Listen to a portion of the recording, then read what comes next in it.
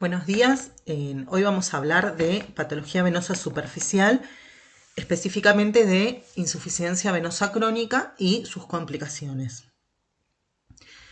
Vamos a hacer un repaso breve de la anatomía del sistema venoso para poder comprender dónde están los elementos de los que vamos a hablar en el transcurso de esta presentación.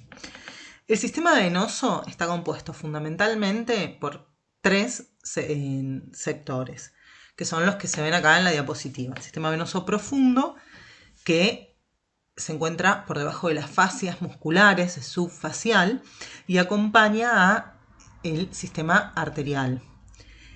Característicamente, el sistema venoso profundo, que estaría representado por este sector del esquema, a nivel suprapatelar, por arriba de la rodilla, se describe como que hay una vena por arteria. Entonces había una vena femoral, otra vena femoral profunda, otra vena femoral común, otra vena femoral ilíaca, una por arteria. Bueno, esto es lo más frecuente. Ahí están descritos hasta un 8,3% de casos en donde se ven duplicaciones de este sistema venoso. Infrapatelar, el sistema venoso profundo se comporta de una forma muy particular, que es que si bien se describen dos venas por arteria, estas venas reciben muchas anastomosis entre sí, lo que los transforma en un sistema plexiforme. El sistema venoso superficial está representado fundamentalmente por la vena safena interna, que se origina premalleolar interna y asciende por la cara interna de la pierna y muslo hasta desembocar a la altura de la ingle en la vena femoral común. Y la vena safena externa, que se origina retromalleolar externa, asciende por la cara posterior de la pierna y desemboca a la altura del hueco popliteo en la vena poplitea. Comunicando a estos dos sistemas se encuentra el sistema de las venas perforantes, que como su nombre lo indica, perforan la fascia, perforan la aponeurosis, comunicando el sistema venoso superficial con el profundo. El sistema de las venas perforantes, ¿sí? Acá se ve graficado, esto representaría la fascia, sistema venoso profundo, superficial, y la perforante que atraviesa la fascia y comunica a ambos sistemas. En el miembro inferior, la particularidad que tiene el sistema venoso superficial y el sistema perforante es que contienen válvulas. Estas válvulas lo que permiten es que el flujo vaya desde distal hacia proximal en el sistema de las safenas, y en el sistema de las venas perforantes permite que el flujo vaya de superficial a profundo. En lo que es el retorno venoso de los miembros inferiores hay un montón de factores involucrados. Uno fundamental va a ser la suficiencia valvular, ¿sí? O sea que estas válvulas que les acabo de describir funcionen correctamente, sean competentes, y la bomba muscular, ¿sí? O lo que se denomina corazón periférico, que está dado fundamentalmente por el músculo sóleo, el que a través de sus contracciones va a estimular el ascenso por un mecanismo de aspiración o de medio centrífugo de la sangre hacia el sistema venoso profundo o continuando por el superficial. Yo acá les puse los nombres propios que reciben algunas de las venas perforantes. Estos ya están en desuso. Desde el 2010 a esta parte se dejaron de usar los nombres propios y se los pasaron a denominar por la localización en relación a la planta del pie que poseen. Entonces ya no se habla de perforantes de Coquelet, sino de perforantes tibiales a 18, 13 o 6 centímetros del maleolo, según cómo se identifiquen por ecografía. En este esquema se ve representados los tres sistemas que les nombré. En azul oscuro, el sistema venoso profundo. En celeste, el sistema venoso superficial, con la safena mayor, la safena menor. Esta vena es una vena llamada intersafénica, que es la vena de Giacomini, que comunica ambas safenas. Y en amarillo se representan a las venas perforantes. Un esquema anatómico para que vean cómo se ve. Vena safena mayor, magna o interna, es la misma vena, desembocando a la altura del triángulo de Scarpa, conformando junto con sus afluentes la estrella venosa de Scarpa en la vena, que es esto que se ve por acá abajo, femoral común. esta es la fascia, ¿sí? Noten que tiene una localización superficial, suprafacial. Si yo retiro aquí la aponeurosis, veo a los músculos, ¿sí? Origen de la vena premalleolar, tiene un trayecto subfacial en este sector y después sigue siendo superficial. En estas imágenes se ven la vena safena externa, menor o parva, con su origen retromalleolar externo, ascendiendo por la cara posterior de la pierna hasta desembocar a la altura del hueco popliteo en la vena poplitea. Algo muy característico, si hay algo variable, es la desembocadura de la vena safena externa, pero en líneas generales la ubicación más frecuente es en el ángulo entre los dos vientres de los gemelos. Y aquí lo que se ve es la misma vena safena externa con lo que muestra acá es que tiene un trayecto bastante importante subfacial. Esto es una vista posteromedial de una rodilla, safena interna, safena externa, desembocando en la vena poplitea. Bueno, entonces, ahora que ya sabemos de qué elementos vamos a referirnos, vamos a meternos de lleno en lo que es la patología de la insuficiencia venosa crónica, ¿sí? Estos sistemas venosos van a necesitar de la competencia valvular, que eso es fundamental para el correcto flujo de la sangre, ¿sí? O sea, de periférico a central, de superficial a profundo. Cuando este sistema valvular, por diferentes motivos, se torna insuficiente, ¿sí? Lo que empieza a suceder es que hay un reflujo, ¿sí? Por ejemplo, en este esquema, aquí vemos una vena que es suficiente, en donde la sangre va de distal a proximal, y cuando hay un reflujo se limita por el correcto colapso valvular. Cuando la válvula se torna insuficiente por cuestiones, por hipoplasias valvulares congénitas o por dilataciones, que es lo más frecuente, empieza a haber reflujo. Este reflujo es el origen de la patología de la insuficiencia venosa crónica, en donde va a haber una sobrecarga del sistema venoso superficial, lo que va a llevar a mayor dilatación venosa, mayor reflujo, y ahí ese es el círculo vicioso del que les hablaba recién. Otro origen, por ejemplo, acá las válvulas las vemos lesionadas, ¿sí? Un síndrome postrombótico, por ejemplo, no involucra dilatación, pero sí genera un no colapso de las valvas de la válvula con la producción de un reflujo.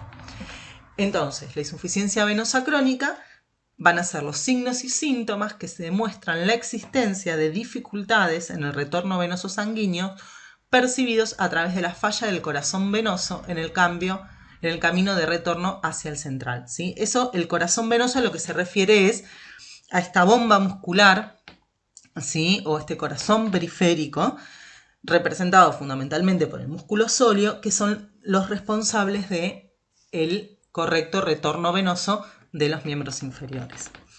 El origen de la insuficiencia venosa crónica, la mayoría de las veces, el 90% de las veces, es por causas hereditarias, ¿sí? Porque hay una disfunción valvular congénita más una debilidad en la pared de las venas, lo que va generando unas dilataciones, reflujo, dilatación y el origen de la patología. En un 10% son secundarias. ¿Secundarias a qué? Bueno, alguna patología que esté generando esa reflujo o esa insuficiencia, como pueden ser malformaciones, fístulas, síndromes postrombóticos como el que les nombré de recién.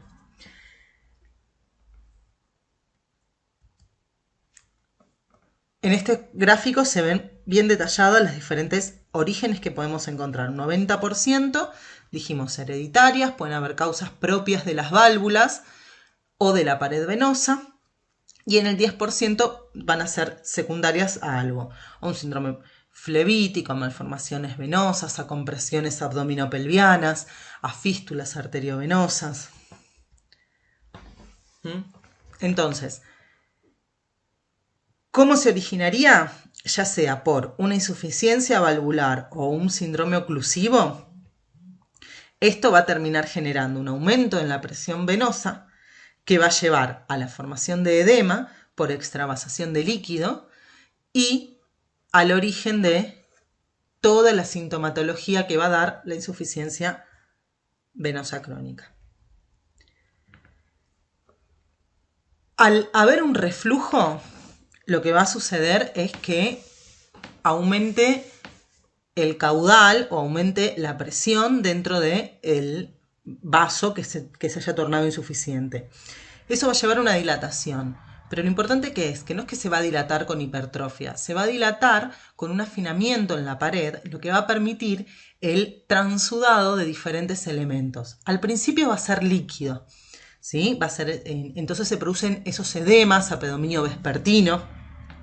A medida que la patología va avanzando, al líquido se le suman proteínas que empiezan a generar un edema duro, un edema más permanente. Luego empiezan a salir elementos celulares, ¿sí? Sobre todo lo más característico en la clínica es cuando se extravasan en glóbulos rojos por el depósito de hemosiderina que generan y la pigmentación de la piel. Y todo eso lleva a una reacción inflamatoria local que va a terminar generando fibrosis del tejido celular y de la piel, que es lo que se conoce como lipodermatoesclerosis, que es tan típico de los estadios avanzados de esta patología.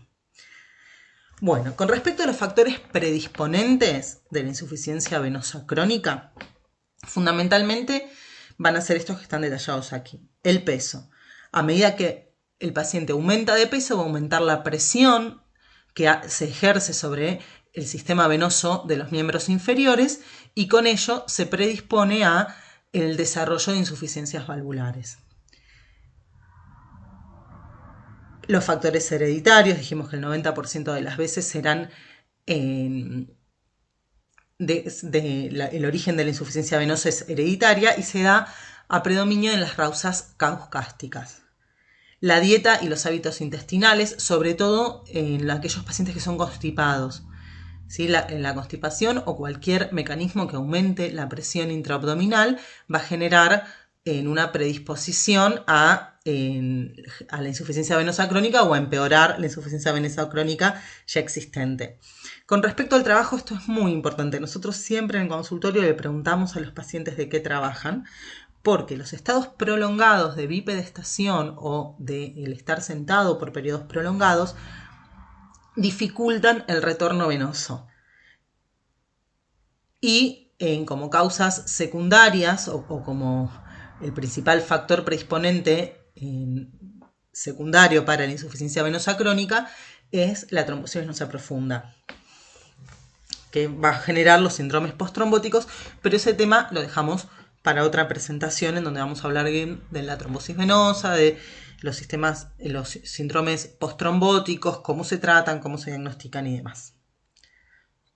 Bueno, con respecto a la historia clínica, ¿qué es lo que tenemos que saber? La duración y las características de los síntomas, cuándo empezaron, cuánto hace que los tienen, sobre todo con los edemas es muy importante interrogar acerca de las características. El edema venoso, la característica fundamental es que es progresivo a lo largo del día. El paciente, luego del descanso nocturno, amanece sin edemas y a medida que se va desempeñando en sus tareas habituales, se va generando el edema porque es justamente lo que les explicaba unas diapositivas atrás. El edema es por extravasación de líquidos, de proteínas y de diferentes elementos. Entonces, el estado de bipedestación es lo que va a favorecer la aparición de este síntoma.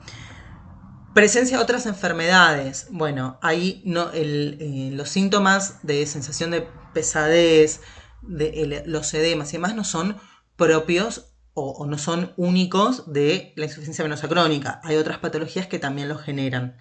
Y lo que es muy importante tener en cuenta es, por ejemplo, la hipertensión. La hipertensión, hay medicamentos que son los bloqueantes cálcicos que generan edemas como efecto adverso. Hay unas úlceras que son propias o se relacionan con la hipertensión, que son las úlceras de Martorell. A los antecedentes de trombosis venosa profunda, la isquemia crónica de miembros inferiores. Suele haber pacientes en donde conviven las dos patologías, la insuficiencia venosa crónica más la insuficiencia arterial, y las trombofilias.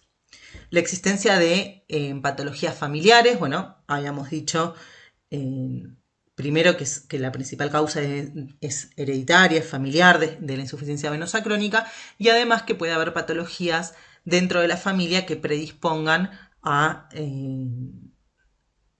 algún tipo de edema. Y corroborar que los síntomas se deban 100% a patología venosa. Bueno, eso es fundamental, ¿sí? Tenemos siempre que descartar otros orígenes posibles. Fundamentalmente cardiogénico y... sí, fundamentalmente el cardiogénico.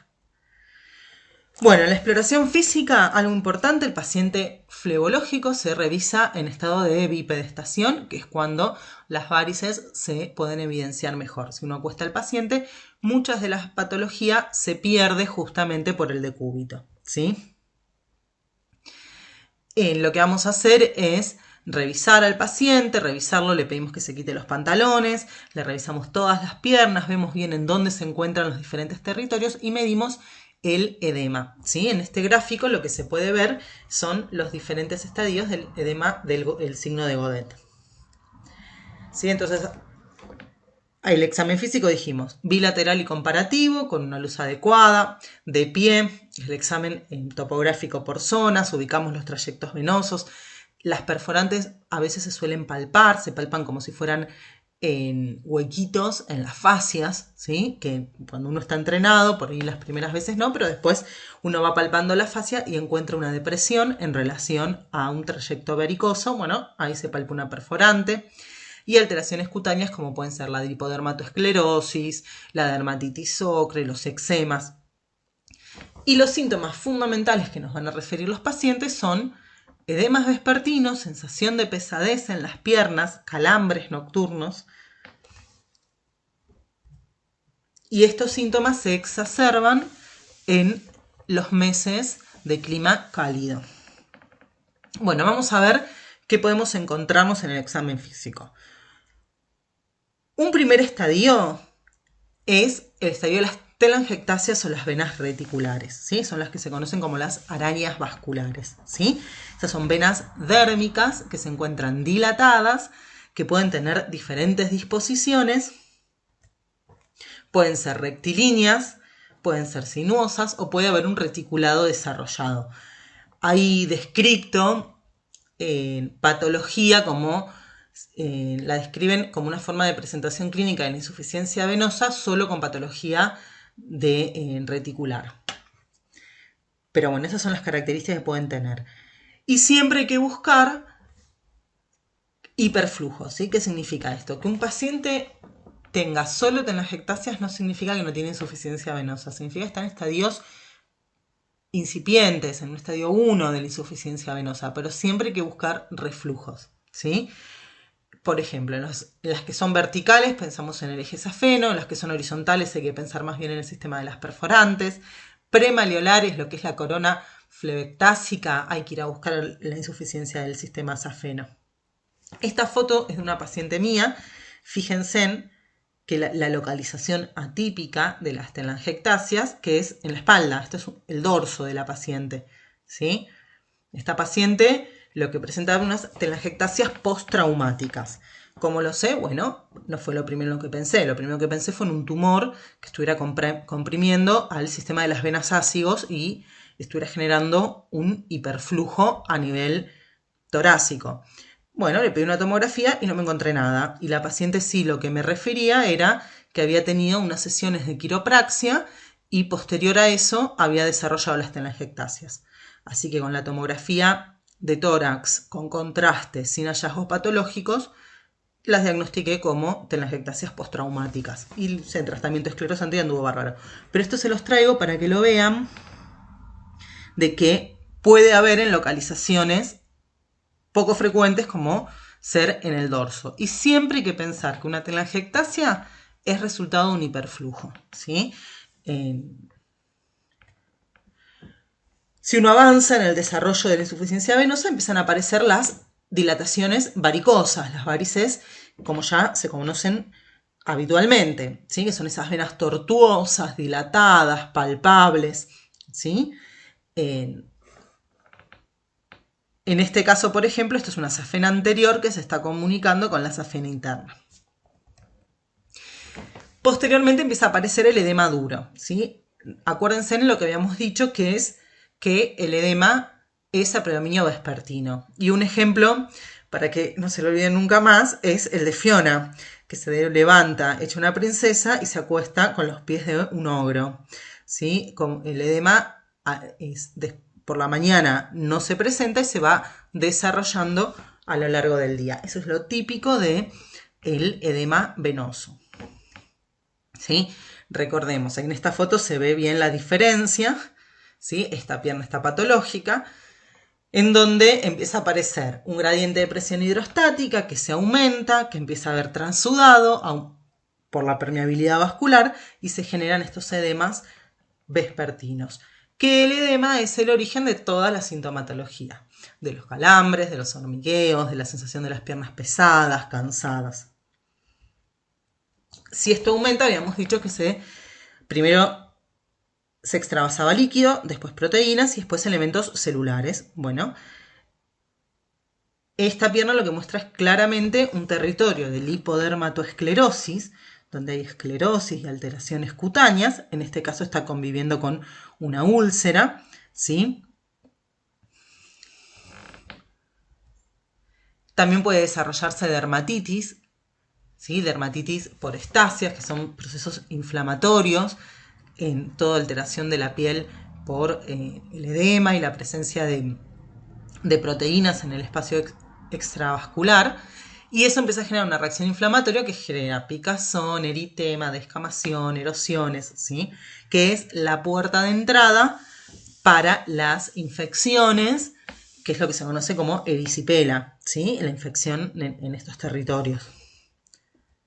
El paciente le pica, se rasca, se lesiona, se sobreinfecta y bueno, ahí tenemos el origen de la erisipela, ¿sí?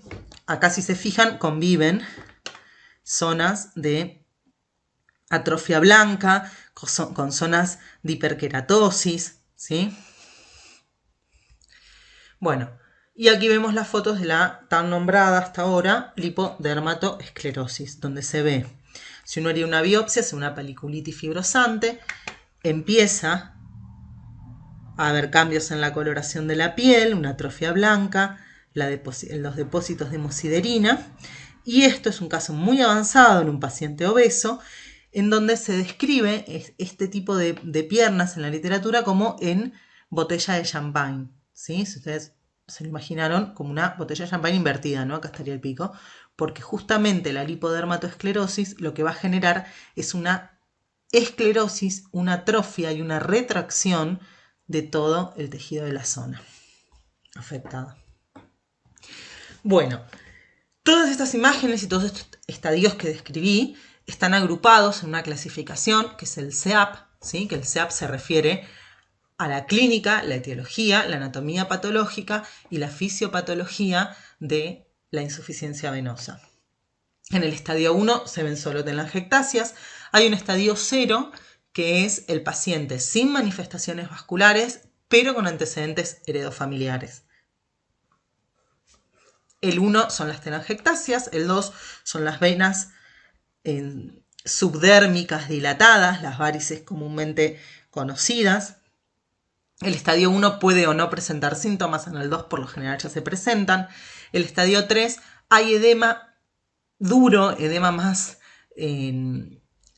proteico, si se quiere, de Gaudet. Es un edema que desaparece parcialmente con el descanso. El estadio 4, que se divide en 4A y en 4B. El 4A hay lipodermatoesclerosis, pero con atrofia blanca, y en el 4B ya hay una lipodermatoesclerosis como la que se ve acá, con cambios de coloración. El estadio 5 es esta misma lipodermatoesclerosis, pero con zonas de úlceras cicatrizadas. Y el estadio 6 es el más avanzado de todos, en donde hay una úlcera venosa en actividad. Bueno, ¿cómo hacemos el diagnóstico de insuficiencia venosa crónica? Con la clínica fundamentalmente y con estudios por imágenes. El gol estándar para diagnosticar la insuficiencia venosa crónica es el ecodoppler venoso color. ¿Sí? El ecodoppler nos va a permitir ver cuáles son las zonas de reflujo, dónde están el punto de fuga y el punto de reentrada, qué vasos son los que están comprometidos, cuánto miden, cuánto es el diámetro de cada uno de estos vasos y qué grado de reflujo hay, si es leve, si es moderado, si es severo, ¿sí?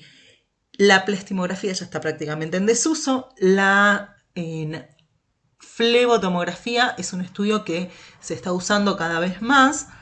Hoy en día se utiliza en los casos en donde uno necesita tener un mapeo venoso muy específico, pero permite ver la anatomía del sistema venoso de una forma magnífica. Y la venografía por punción se utilizaba antes como diagnóstico, hoy en día se utiliza con fines terapéuticos, ¿sí? O sea, se hace la punción venosa, se hace la flebografía y se coloca un stent venoso, por ejemplo, ¿sí? Es con fines terapéuticos. Bueno, con respecto a la clínica, yo las pruebas que les voy a describir ahora, se las voy a describir, sepan que existen, cada vez están más en desuso, ¿sí? Cada vez lo que uno hace más es el examen físico, sin ninguna maniobra, y el ecodoppler. Lo ideal y los que se está dando muchísimo en esta época es que en el consultorio flebológico uno cuenta con un ecógrafo, con posibilidades de hacer Doppler. Entonces somos los mismos flebólogos los que realizamos el Doppler en el consultorio. Y eso tiene muchas ventajas y una fundamental es que el Doppler es, como cualquier ecografía, operador dependiente. Entonces, al hacerlo nosotros, nos planificamos la cirugía en función a lo que nosotros mismos vemos. Así que bueno, es un recurso muy útil. La prueba de Brody-Trendelenburg es la más conocida. Lo que se hace es que se acuesta el paciente, se eleva el miembro, se vacían, ¿sí? Todo el sistema venoso. Cuando uno eleva el miembro, se vacían todas las venas varicosas y se coloca un lazo, ¿sí? Y una vez que coloco el lazo, le pido al paciente que se pare. Este lazo lo que va a hacer es ocluir el sistema venoso superficial a esta altura. Entonces, si el reflujo venía desde el sistema venoso profundo, desde la femoral común, las venas no se van a llenar. En cambio, si los reflujos vienen desde distal, sí se van a llenar, por ejemplo, si vienen desde las perforantes, ¿sí?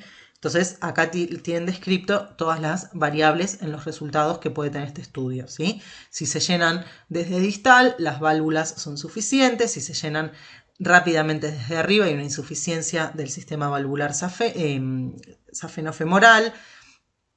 Si se llenan antes de retirar la ligadura, como es este caso, en el sistema de las perforantes y demás.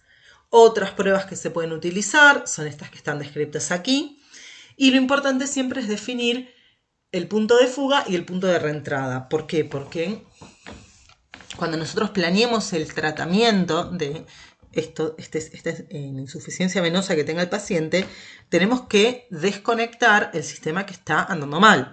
Y para eso tenemos que saber dónde se origina y dónde termina, ¿sí? Entonces, el punto de fuga es el punto en donde el sistema venoso profundo está sobrecargando el superficial. Y el de reentrada es el punto en donde el sistema venoso superficial vuelve a descargar en el profundo. Y se forma el circuito de la insuficiencia en este caso, ¿no? Bueno, para que tengan una idea, esto es una imagen Doppler, ¿sí? Esta es en la vena safena. Y esto es una flebografía. Bueno, en lo que respecta al tratamiento de la insuficiencia venosa crónica, tenemos que tener en cuenta algo muy importante, y es que, como su nombre lo indica, la patología es crónica, ¿sí? ¿Qué significa que algo sea crónico? Que tiene tratamiento pero no tiene cura, ¿sí? Entonces al paciente hay que educarlo para que tome medidas que se llaman medidas higiénico-venosas, que van a ser hábitos que va a tener que acompañarlo toda su vida, ¿sí? Porque esta patología la va a tener toda su vida. Inclusive, ustedes deben haber escuchado alguna vez que alguien les dice que se operó de las varices y le salieron más. Sí, claro que le van a salir más, porque la patología está en todo el sistema venoso superficial. Uno va tratando las venas que se van tornando patológicas, que se dilatan, que entorpecen el retorno venoso, que pueden tener una consecuencia para el paciente. Eso no significa que con el paso del tiempo se enfermen otras, ¿sí? hay un dicho que es que las varices traen más varices. ¿Por qué? Porque se comportan generando una sobrecarga. O sea, si una vena está con insuficiencia, se dilata, tiene una réprora venosa, que va a hacer que genere un aumento de la presión en todas sus colaterales, ¿sí? Como si fuera una calle cortada. Uno dice, bueno, la calle está cortada, sí, bueno, no puedo pasar por acá, pero además se entorpecen todas las calles que están alrededor. Bueno, eso sería como una metáfora de lo que sucede con las venas varicosas. Entonces uno, al ir tratando las venas que se tornan patológicas, enlentece la progresión de la patología, lo que no significa que se cure la patología, ¿sí? Y esto es algo que es fundamental dejárselo en claro a los pacientes, porque muchas veces los pacientes van buscando un tratamiento que genere una cura definitiva. Bueno, eso no lo va a conseguir con la insuficiencia venosa crónica. Lo que sí se consigue es enlentecer la progresión y que la patología se quede en los estadios iniciales y que no progrese a un CEAP 4, a un CEAP 5, a un CEAP 3, ¿sí? Que se quede en el estadio 1, por ejemplo, que aparezcan telangiectasias, alguna que otra varícula subdérmica que se van tratando. Entonces, ¿en qué consisten estas medidas higiénico-venosas? Bueno, como se ve en este gráfico.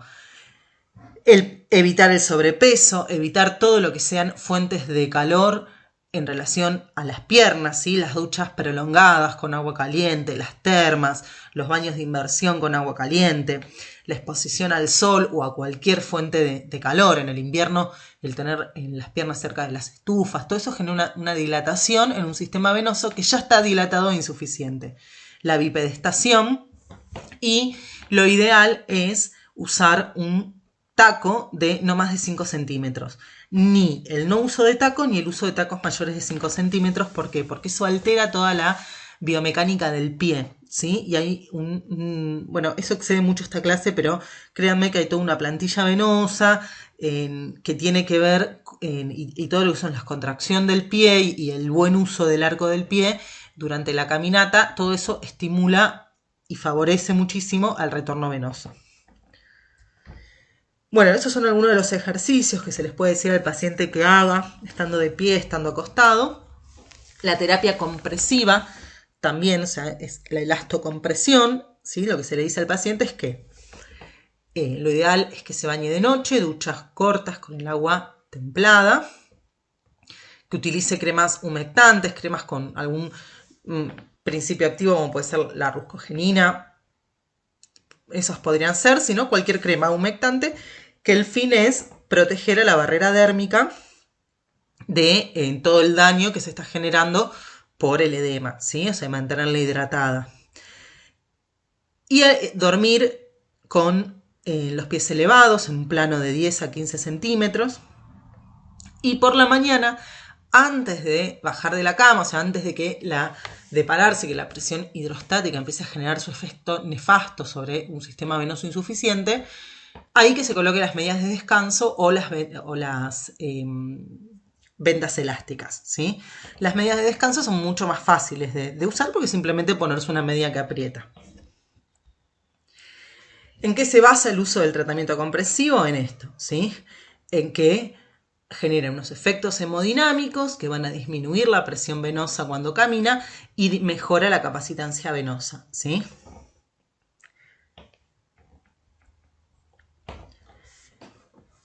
Esto es un ejemplo de una venda elástica. Las botas de una son vendas elásticas con medicación, ¿sí? Se utilizan mucho para el linfedema o cuando hay ya zonas de lipodermatoesclerosis con algún tipo de dermatitis agregada. La bota de una se puede comprar en la farmacia o hay algunos lugares donde lo arman con gelatina, no sé qué cosas más. Yo la verdad que nunca la armé, siempre los pacientes la compraron. Pero eso se coloca una venda y se coloca el gel. Entonces, lo que termina quedando es un vendaje con medicación. Que eso tiene un recambio semanal.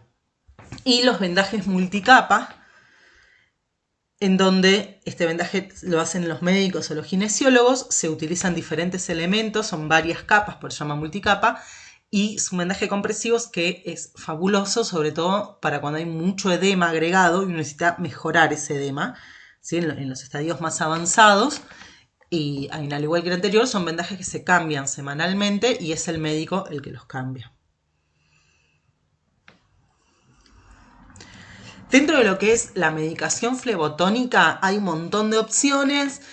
La verdad es que en los últimos trabajos que se publicaron, las diferencias entre placebo y venotónico eran mínimas, ¿sí? O sea, no es ayuda al tratamiento. Lo fundamental es la elastocompresión y que el paciente baje de peso, que mantenga las vías higiénico-venosas.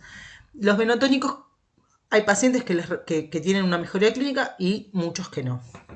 Dentro de lo que son los venotónicos están el castaño de Indias, la diosmina, ¿sí? Lo más utilizado es la diosmina esperidina, que es el diosmin, o por ejemplo el daflón, que es la fracción flavonoide purificada. Después el ruscus aculeatus también se utiliza bastante, que las formas comerciales son el Benarte o el ciclo 3. ¿Sí? Estos fármacos se administran cada 12 horas y lo que hay que tener en cuenta es que generan muchos efectos adversos gastrointestinales, mucha intolerancia digestiva. Bueno, con respecto a lo que es el tratamiento un poquito más invasivo, tenemos los que son los quirúrgicos y los no quirúrgicos. Dentro de los no quirúrgicos está la esclerosis, que en el último consenso le han puesto el nombre de ablación química endovenosa, ¿sí? ¿En qué consiste la esclerosis? Que está indicado para las telangiectasias o las varices reticulares subdérmicas menores a 3 milímetros. Lo que hacemos es, con una aguja muy finita, inyectar, canalizar el capilar e inyectar una sustancia esclerosante, que lo que va a hacer es irritar al endotelio y es el cuerpo del paciente en el que en un periodo de 2 a 3 semanas genera un proceso de fibrosis y esclerosis que sellan el vaso, ¿sí? Sustancias esclerosantes hay un montón. La única aprobada para el uso es el polidocanol, ¿sí? Pero después hay un montón de tipos de sustancias que pueden ser, no sé, generar una irritación química, como la glucosa hiperosmolar, pueden generar, son detergentes, el polidocanol es un detergente, hay sustancias iónicas, bueno, hay un abanico enorme de sustancias que uno puede utilizar para hacer este tipo de tratamientos. Yo en lo personal lo que utilizo es glicerina crómica o polidocanol, dependiendo. Hay que mantener un equilibrio entre las posibilidades de los efectos adversos y el efecto terapéutico, ¿sí? Por ejemplo, la glicerina crómica es fantástica para las telangiectasias, pero en las varicosidades subdérmicas, como no es tan irritante, no suele generar un buen efecto. En cambio, el polidocanol es muy bueno para las varicosidades subdérmicas, pero si se extravasa, las chances de generar una lesión dérmica como una úlcera son mucho mayores que con la glicerina crómica. Bueno, las indicaciones, lo que les comentaba recién, ¿sí? Telangiectasias, varicosidades menores a 3 milímetros, varices residuales posoperatorias, las malformaciones venosas están en la literatura como indicación. Yo les tendría mucho respeto porque puede haber ahí alguna conexión arterial. Bueno, y en las varices hemorrágicas, para sellar el vaso que está sangrando, en las úlceras, ¿sí? En las úlceras venosas hay una perforante responsable, siempre, casi siempre, y si no es una perforante, es una vena varicosa que esté cerca, muy cerca, al lado. Entonces lo que se hace es, se busca con el transiluminador y se inyecta esa varice en yuxta lesional. Bueno, después hay otras técnicas que es con ecodoppler y se pueden tratar las perforantes. Bueno, el tratamiento de los perforantes es todo otro capítulo, ¿sí? Pero una de las opciones es hacerlo con este tipo de terapéutica. Bueno, esto es un ejemplo, es una paciente mía. Este es un montón que tenía esto que se ve acá y después del tratamiento esclerosante quedó así. Bueno, ¿cuáles son las complicaciones? Pueden ir desde un un poco de inflamación en la zona de punción, que les queda como si fuera que los hubiese picado una hormiga, que son de 2 a 3 días desaparece, hasta que aparezcan. La red de neoformación se llama matting, ¿sí? Que es la formación de nuevos vasos telangiectásicos, periesclerosis, ¿sí? Eso alguna vez los pacientes por ahí comentan, me hice y me salieron más. Claro, eso se llama matting, es un efecto adverso, que no es frecuente, pero que sucede, ¿sí? O sea, es que se esclerosa y eso hace que se dilaten otras venas y se generan una red de neoformación. Manchas hipercromáticas. Esto es bastante frecuente, es la hiperpigmentación, se da sobre todo en los pacientes con un fototipo 3 o más, ¿sí? Las pacientes caucásicas son las ideales para hacerle este tipo de tratamientos porque como no pigmentan, no suelen generar estas manchas hipercromáticas. La tromboflebitis, bueno, esto se desprende de su propio mecanismo de acción, o sea, lo que yo estoy generando es una irritación controlada de la vena. Cuando irrito de más o irrito de menos, se genera la tromboflebitis, la trombosis en realidad. Cuando se extravasa líquido, ese líquido, recordemos que, por ejemplo, en el caso del polidocanol es un detergente, o sea que va a lesionar al tejido perivascular que haya, ¿sí? Entonces, pero eso, o sea, suena una desgracia y lo es cuando sucede, pero se da con concentraciones altas de polidocanol, mayones a 0,5, cuando uno hace telangiectasias muy chicas con concentraciones altas de polidocanol. O sea, todo eso es lo que uno va haciendo un poco un trabajo artesanal de qué concentración, para qué vaso, qué sustancia y demás para evitar todo este tipo de cosas. Y cuando se hacen inyecciones rápidas pueden aparecer escotomas, cefaleas. Y bueno, las complicaciones más graves, anafilaxia como cualquier fármaco, necrosis cutáneas, trombosis venosa profunda, eso se da fundamentalmente cuando se trata del sistema de las venas perforantes o los ejes afenos. Bueno, tromboembolia pulmonar lo mismo. Y una lesión arterial si hay una inyección equivocada, ¿no? Intraarterial. Bueno, este es un ejemplo, ¿sí? Acá hay un paciente con una úlcera venosa y lo que están haciendo, están ubicando con el Doppler a la vena perforante o a la vena reticular responsable y se inyecta espuma de polidocanol. Otras formas de ablación química endovascular que se están desarrollando y que vienen ganando terreno son el uso de pegamentos, del cialocrinato, ¿sí? Entonces lo que se hace, uno es en este sistema que es el Venacil, se canaliza la vena y se va depositando el pegamento a lo largo del trayecto y eso la sella. Este sería el mecanismo, ¿no? Se inyecta, se va inyectando, se genera una compresión y eso sella a la vena.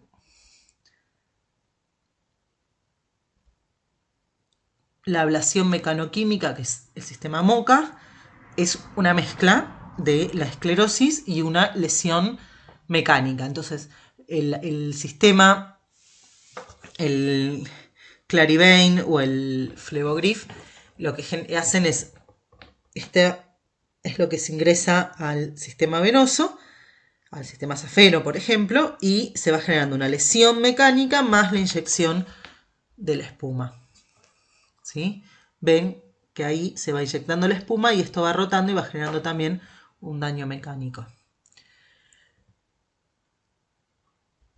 Bueno, otras formas de tratar a las venas varicosas, sobre todo a los troncos varicosos, es con la ablación térmica endoluminal, ¿sí? La otra era ablación química o mecanoquímica. Esta es térmica, o sea, ¿qué hago? De alguna forma introduzco al sistema venoso una fuente de calor, que puede ser por radiofrecuencia o puede ser por láser, y eso lo que va a generar es una lesión térmica en el endotelio que va a terminar generando la trombosis o esclerosis del vaso tratado. Bueno, este es un trabajo, a mí Intramed no es de los que más me gustan, pero este trabajo me gustó, del 2018, en donde comparaba porque el problema de todos estos procedimientos, que se ven como muy magníficos, y que muchos flebólogos los promocionan como tratamiento de las varices sin cirugía, es que dura muy poco el efecto.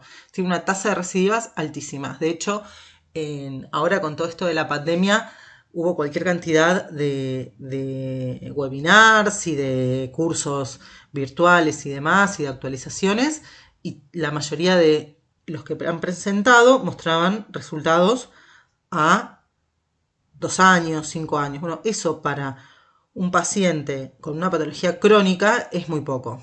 ¿Sí? El problema que tienen estos sistemas de tratamiento de las afenas es la alta tasa de recidivas. Y lo que a mí me ha tocado como experiencia personal es que recidiva la insuficiencia, pero no toda la fibrosis perivascular. Entonces después tratar de hacer un procedimiento quirúrgico en un territorio que fue tratado con un láser o una radiofrecuencia, realmente es una incordia. Realmente es un problema. Bueno, en este trabajo lo que comparan es las técnicas de ablación endoluminal con la esclerosis con espuma, y lo que vieron es que la esclerosis con espuma necesita de muchos más retoques o repeticiones del tratamiento. Bueno, con respecto al tratamiento quirúrgico de las varices, ¿sí? O sea, si bien la tendencia es a dejar de lado la cirugía, muchos siguen haciendo cirugía de las varices. Bueno, las indicaciones es todo lo que tienen aquí, ¿sí? Varices con sintomatología de insuficiencia venosa crónica. Esto es importante, las varices no se operan por estética, ¿sí? O sea, no se operan cuando tienen una insuficiencia moderada o severa o un diámetro mayor a 7, ¿sí? Varices poco sintomáticas pero muy evidentes y varices recidivantes, ¿sí? Pacientes con sintomatología permanente que no responden a las medidas conservadoras, obviamente que tengan los criterios de insuficiencia que les dije recién, que hayan presentado complicaciones, esto es fundamental, y pacientes que cumplan criterios para la intervención. Y dentro de las contraindicaciones, en los 70 años cada vez se corre más, porque cada vez la expectativa de vida es mayor, pero el límite sería a los 70 años y después se va a evaluar en función al riesgo perioperatorio que pueda tener el paciente. El linfedema no genera ningún cambio, que uno haga una safenectomía de una safena normal en un paciente con linfedema, el origen del edema es otro, no es una insuficiencia venosa. Varices secundarias, angioplastias o fístulas arteriovenosas postraumáticas. Esto es re importante. Si uno hace una safenectomía en una fístula arteriovenosa postraumática, va a haber colaterales que están comunicadas con el sistema arterial. La hemorragia que va a tener ese paciente va a ser importantísima. O sea, lo que hay que hacer es diagnosticarlas bien. Cuando uno sospecha de una fístula arteriovenosa, porque fremita, por la historia del paciente, ¿sí? Por ejemplo, suelen ser pacientes jóvenes, hombres con antecedentes de un traumatismo en la pierna que presenta la patología varicosa, y cuando uno las comprime suavemente a las venas se siente el frémito. Si eso, bueno, no se opera directamente. Eso lo que se hace, se lo estudia bien, se pide una flebotomografía, se pide y se ve, primero se trata la fístula arteriovenosa y después se ve cuánto realmente queda de esa insuficiencia venosa y qué opción sería la mejor para el paciente para tratarla. Pacientes cuya clínica puede ser atribuida a otra patología, la obesidad mórbida, un índice mayor a 40, realmente operar a estos pacientes es un problema. Y varices cuya indicación quirúrgica se sustenta en motivos estéticos, bueno, que esto es lo que les dije antes. Bueno, la Sociedad Castellano-Leonesa de Angiología y Cirugía Vascular han hecho estas recomendaciones para la cirugía. ¿Quiénes se operan? ¿Quiénes no se operan? ¿De forma absoluta o de forma relativa? Que es un poco más de lo que les acabo de desarrollar. Entonces, ¿qué opciones quirúrgicas tenemos sobre el sistema venoso superficial? Las tradicionales son la safenectomía, sacar la safena. Lo que se hace es una incisión a nivel de la ingle, donde desemboca en la vena. Voy a volver un poco en la presentación para mostrarles con la anatomía. A ver en cuál me quedé para no olvidarme en las 50. Aquí, lo que se hace es un abordaje a nivel del pliegue de la ingle, se busca la desembocadura de la safena en la vena femoral común, se ligan las colaterales que se puedan encontrar, que van a ser las responsables de la mayoría de las recidivas, y se busca la vena premalleolar con una incisión chiquita, de lo más chiquita que uno pueda, menos de 1 centímetro. Se ubica la vena safena aquí, se hace una ligadura y se introduce un fleboextractor dentro de la vena, que se exterioriza a nivel de la herida inguinal y después bueno, hay todas unas maniobras quirúrgicas que no importan, se extrae por el abordaje distal y se saca toda la vena por debajo de la piel. Esa sería la safenectomía interna. La externa, bueno, es exactamente lo mismo, pero a nivel del callado de la safena externa y se la busca retromalleolar. Muchas veces lo que preguntan los pacientes es, bueno, pero si me sacan esa vena, ¿la sangre cómo vuelve? Bueno, el 90% del retorno venoso es por el sistema venoso profundo. Y el sistema venoso superficial representa solo el 10% del retorno venoso, y cuando una vena está patológica no le sirve al cuerpo para hacer retorno de nada, justamente está patológica, tiene ectasia, para lo único que sirve que esté ahí es para generar muchísimos síntomas por el edema que generan y para que se complique. Es para lo único que sirve tener una vena varicosa en la pierna. Después la sangre que se entorpecía tratando de drenar por ese circuito insuficiente va a drenar o por otro sistema de colaterales o por vasos de neoformación que se puedan formar pero que no estén patológicos. Bueno, ligaduro de los callados ya lo hablamos, y la extirpación con agujas con técnica de crochet, lo único que hace es sobre las colaterales varicosas microincisiones con la punta del bisturí 11, que no se hace ni un punto después, y por ahí literalmente con una aguja de crochet hay ganchitos, tiene el nombre, bueno, pero lo que se utiliza mayormente son las agujas de crochet, uno le engancha la vena y la va retirando. Y las cirugías endovenosas, láser o radiofrecuencia. Bueno, esto es un consenso que se publicó este año, en donde si ustedes lo analizan serían los criterios de tratamiento, ¿sí? Para ablación, USEAP 2 al 6. Bueno, esto lo pueden analizar, pero es un poco el último consenso que hubo en el tratamiento de la insuficiencia venosa. Bueno, un algoritmo para que quede un último repaso, para que quede bien en claro. Este algoritmo es de la Sociedad Castellano-Leonesa de Angiología y Cirugía Vascular. Entonces, tengo un paciente sintomático, le pido un ecodoppler. En el ecodoppler vamos a ver ocusión de aspecto crónico de venas profundas. Bueno, voy a pensar en un síndrome postrombótico y el tratamiento es con compresión. Insuficiencia de las venas safenas internas o externas y de las colaterales varicosas. Veo en qué estadio de SEAP está. 1 y 2 asintomáticos, escleroterapia con fines estéticos. 2 sintomático, 3 o 4, compresión, venotónicos, y puedo optar por algún tratamiento quirúrgico. Dentro del tratamiento quirúrgico entran también los de ablación endovascular, ¿no? Y el 5 y 6, que era la úlcera cicatrizada y la úlcera en actividad, compresión, las curas de la úlcera, venotónicos, tratamiento quirúrgico y tratamiento de las perforantes. Este que me faltó es si hay sospecha de insuficiencia de origen pelviano. Bueno, ahí sí pido un estudio más complejo y el tratamiento es de las varices pelvianas que exceden a esta clase. Bueno, esto es también un cuadro para que les quede resumido las opciones terapéuticas en la insuficiencia venosa crónica. Bueno, hasta aquí llegamos con insuficiencia venosa crónica, diagnóstico y tratamiento de la patología.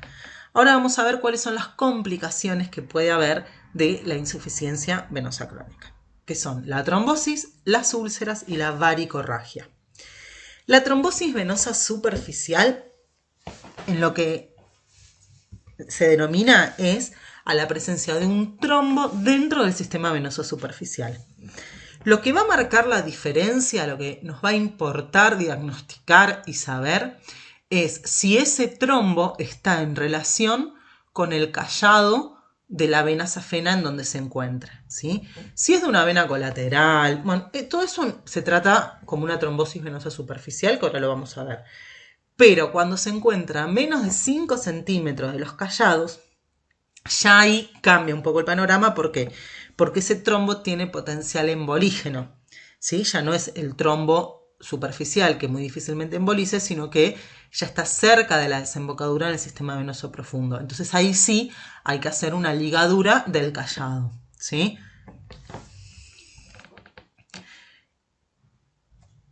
Entonces, ¿cómo se diagnostica? Va a aparecer un cordón duro, caliente, puede haber con todas las características de la inflamación: rubor, calor, eritema, dolor, ¿sí? Enrojecimiento de la zona.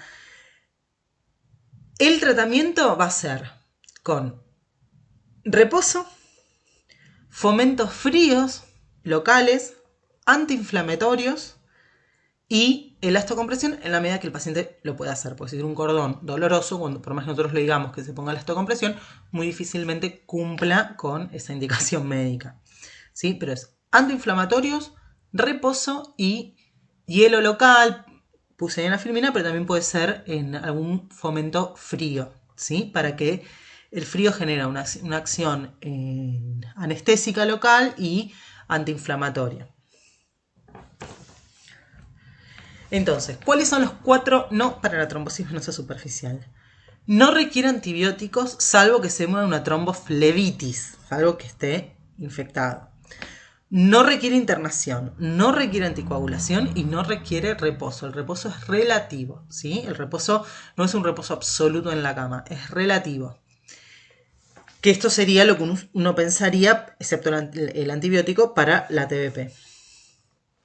¿Sí? Entonces, resumiendo, sospecha clínica de trombosis venosa superficial, hago un Doppler. Trombosis venosa profunda o otro algoritmo terapéutico que lo veremos en otra clase. Trombosis venosa superficial, el trombo está a más de 5 centímetros del callado o tiene más de 5 centímetros de longitud. Cuando es grande, ¿sí? Que tiene más de 5 centímetros de longitud, hay algunas guías que recomiendan una anticoagulación, pero esto es relativo, ¿sí? Y cuando no tiene nada de esto, el tratamiento es sintomático, ¿sí? Cuando el trombo está a menos de 5 centímetros del callado, es importante no solo anticoagular, sino que además ligar el callado safeno que esté involucrado. Bueno, otra complicación es la formación de una úlcera venosa, ¿sí? Que por lo general se dan en la cara interna de la pierna. Y por lo general las venas perforantes involucradas son las venas de Coquelet, las perforantes de Coquelet, que son las que se encuentran en esa zona. Igualmente, lo que es la anatomía del pie, todo lo que es la región premaliolar, en lo que es la anatomía venosa del pie, hay cualquier cantidad de perforantes, cualquier cantidad de perforantes. Y hay perforantes también en lo que es la planta del pie. Pero bueno, por lo general suelen ser las perforantes de Coquelet, las de 6, 13 o 18 centímetros, las que están involucradas, ¿sí? Nunca se dan en antepié o por arriba de la rodilla, pueden ser múltiples, son superficiales, pueden tener un grado de exudado. Si tienen exudado y olor, pensar en que puede haber una colonización crítica. Y los bordes son irregulares, pero no socavados. Un borde en acantilado, un borde deprimido, me va a hacer pensar más en una úlcera arterial. Igualmente, con el tema de las úlceras, vamos a tener una clase con todos juntos, en donde vamos a ver bien cómo las diferenciamos a las úlceras y cómo las tratamos, ¿sí? Para lo que es el diagnóstico de en qué momento está nuestra úlcera y saber cómo tratarla, hay un acromio que es el acromio TAME, que nos permite poder clasificar bien el estado en el que está nuestra úlcera, ¿sí? En donde la T se refiere a el tejido no viable, si hay presencia de alguna placa necrótica, fibrina, ¿sí? La I se refiere a la presencia de inflamación o de infección, la M al exudado que pueda presentar la úlcera y la E es a los bordes, ¿sí? Si los bordes son granulantes o son bordes deprimidos o en acantilado. En función a lo que vayamos encontrando en cada uno de estos en segmentos de la clasificación es el tratamiento que haríamos, ¿sí? Por ejemplo, si tengo tejido necrótico, lo tengo que debridar. ¿Tengo fibrina o tengo una placa necrótica? Bueno, la fibrina le puedo poner Iruxol, la placa necrótica difícilmente el Iruxol legal o un debridamiento quirúrgico. Bueno, y así se va con cada uno de estos estadios, ¿sí? En la revista Cicatrizar, que esto lo leí hace poco, no sé cuándo se fue que se... A ver si dice acá. Bueno, noviembre del 19. Lo que ampliaron el acromio TAME a libertad. Entonces se ve la lesión, la localización, si hay infección, si hay biofilm, si hay exudado, si está en relación con alguna otra enfermedad, porque las úlceras pueden también ser manifestaciones de patología sistémica, ¿sí? Bueno, el tipo de tratamiento, los adyuvantes y el dolor. ¿Sí? Resumen del tratamiento de una úlcera. Entonces, hacemos el diagnóstico con el esquema TEM y planteamos una estrategia. Primero, eliminar el tejido desvitalizado, después favorecer la epitelización y por último llegar al cierre de la herida. Bueno, la última complicación que vamos a describir de la insuficiencia venosa crónica es la varicorragia o el sangrado varicoso, que, como ven en estas imágenes, se puede manifestar como un gran hematoma en relación a una varice o con un sangrado externo, que si hay mucha hipertensión va a parecer como si fuera pulsátil, pero no es pulsátil, es compresión nada más, o en napa. ¿Qué hacemos en estos momentos? Lo que vamos a hacer es comprimir contra la estructura ósea, elevar el miembro y realizar un vendaje compresivo.